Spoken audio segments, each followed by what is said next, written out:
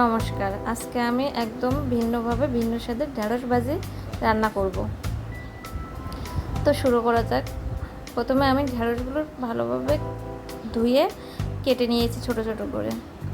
এবার একটা কড়াইয়ে তেল দিয়ে দিলাম 3 থেকে 4 চামচ।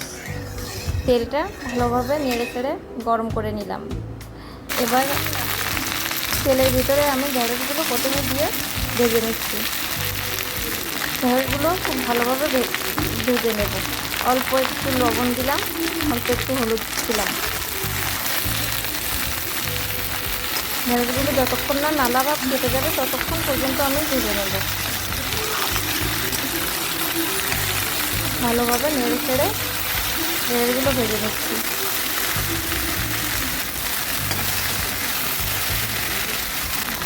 ঢেঁড়সের ভিতরে নালাগুলো প্রায় চলে গেছে এবং ঢেঁড়সগুলো সুন্দর লাল লাল ভাব চলে আসছে।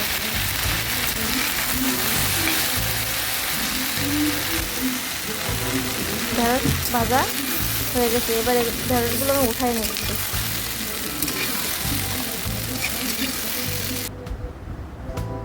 এবার আবার তেল দিয়ে দিলাম 2 থেকে 3 চামচ। দিয়ে দিলাম গোটা জিরে ফোড়ন, 2-3টা কাঁচা শুকনো মরিচ কেটে দিলাম। দিয়ে দিলাম পেঁয়াজ কুচি, রসুন কুচি দিয়ে একটু নেড়ে চেড়ে দেব।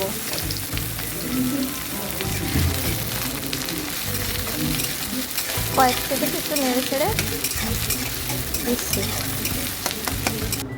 এবার দিয়ে দেব টমেটো, কেটে রাখা টমেটো দিয়ে দিচ্ছি।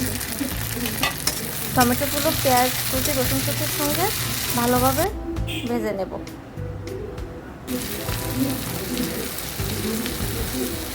দিয়ে দিলাম লবণ 1 চামচ, হলুদ দিলাম 1 চামচ, শুকনো মরিচ গুঁড়া 1/2 চা চামচ দিয়ে দিই। এবার একটু জল দিলাম। জলটা দিয়ে মশলাটা খুব ভালোভাবে কষায় নেব।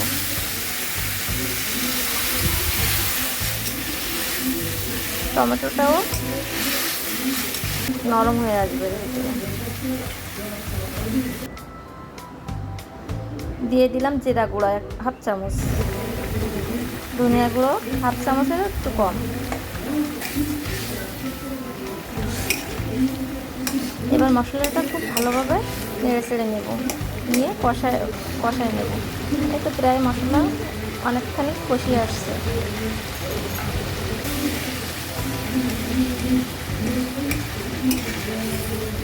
তাই জলটাও শুকিয়ে আসছে। এই পর্যায়ে এবার দিয়ে দেব 2টো ডিম ভেঙে দেব।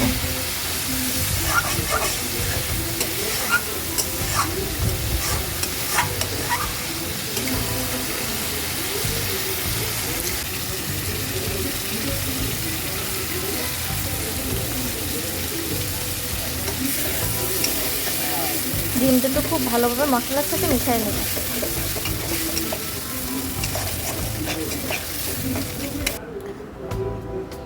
মশলার সাথে ডিম দুটো খুব সুন্দর করে ভাজা ভাজা হয়ে গেছে। এবার আমি ভেজে রাখা ঢেঁড়সগুলো ছেড়ে দিলাম, দিয়ে মশলার সাথে খুব সুন্দর করে মাখো করে নিচ্ছি।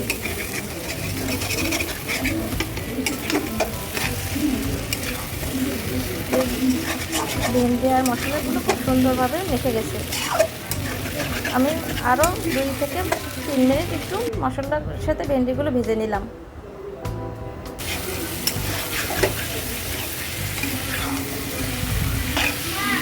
প্রায় ভাজা হয়ে গেছে। এবার আমি চুলার আঁচটা বন্ধ করে দিলাম। আমার ভেন্ডি ভাজি কমপ্লিট। এভাবে ভেজে খেয়ে দেখবেন, অনেক মজা হয়।